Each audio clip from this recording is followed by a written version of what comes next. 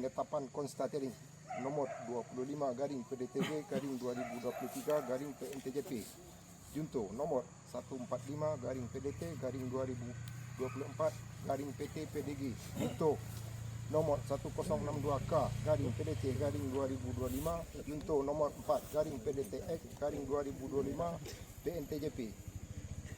Demi keadilan berdasarkan ketuhanan Yang Maha Esa, kami Ketua Pengadilan Negeri Tanjung Pati telah membaca 1. Putusan Pengadilan Negeri Tanjung Pati nomor 25 garing PDTG garing 2023 garing PNTJP tanggal 28 Juni tahun 2024. 2. Putusan Pengadilan Tinggi Padang nomor 145 garing PDT garing 2024 garing PT Padang tanggal 5 Agustus tahun 2024. 3. Putusan Mahkamah Agung Republik Indonesia nomor 1062K garing PDT garing 2025 tanggal 24 Maret tahun 2025. 4. Surat permohonan eksekusi dari para pemohon eksekusi perkara perdata nomor 25 garing PDTG garing 2023 garing PNTJP tanggal 11 Juni tahun 2025. 5. Resume permohonan eksekusi perkara perdata nomor 25 garing PDTG garing 2023 garing PNTJP bahwa objek eksekusi tersebut yakni objek perkara adalah dua bidang tanah perladangan tanah parak yang belum terdaftar pada kantor pertanahan Kabupaten 50 Kota, yaitu sebagai berikut. A. Tanah bidang 1.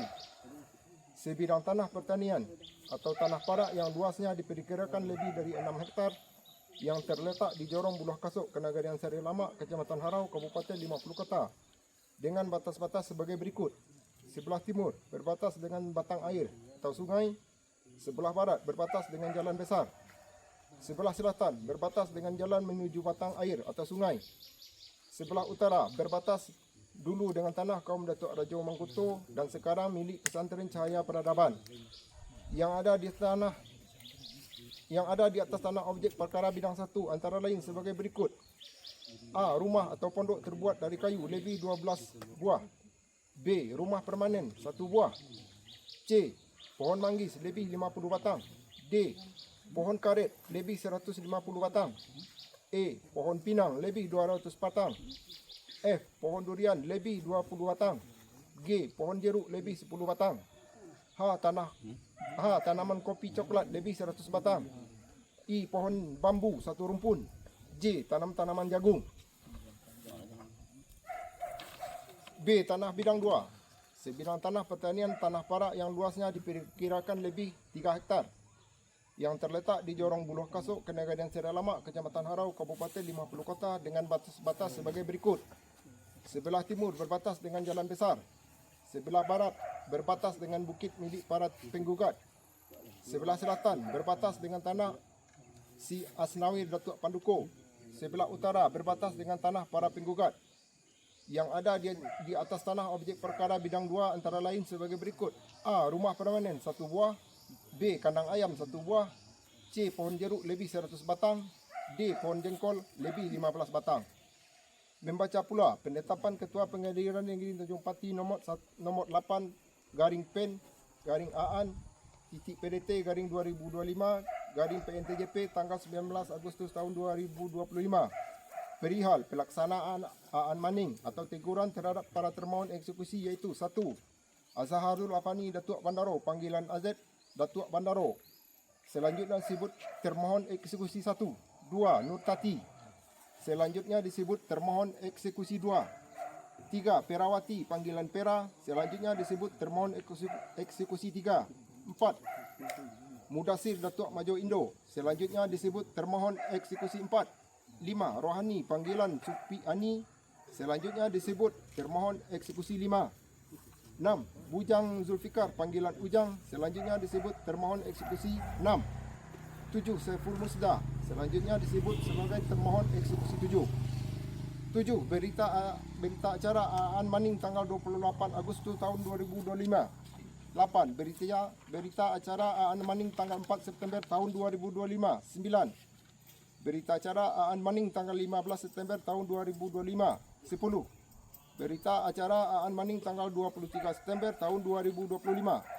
Menimbang bahawa para pemohon dan para termohon eksekusi sampai saat ini tidak menunjukkan itikat baik untuk melaksanakan eksekusi secara sukarela dan menyerahkan tanah objek sengketa. Menyerahkan objek eksekusi kepada para pemohon eksekusi, maka untuk kepastian hukum dalam pelaksanaan eksekusi perlu kiranya terlebih dahulu dilaksanakan konstatering atau pencocokan tentang batas, luas serta kondisi terhadap hak milik para pemohon eksekusi sesuai dengan surat pemohon dari kuasa para pemohon eksekusi tanggal 11 Juni tahun 2025.